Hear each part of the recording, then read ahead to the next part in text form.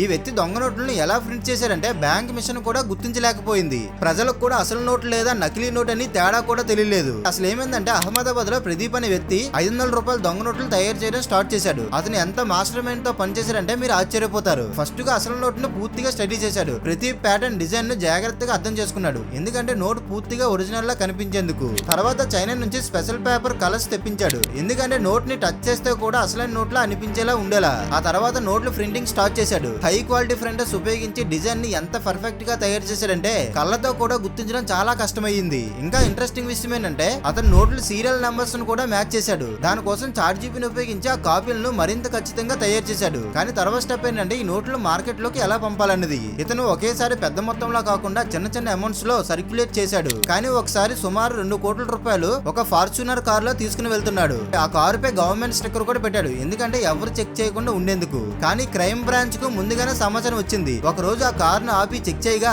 అక్కడే మొత్తం రాకెట్ బయటపడింది.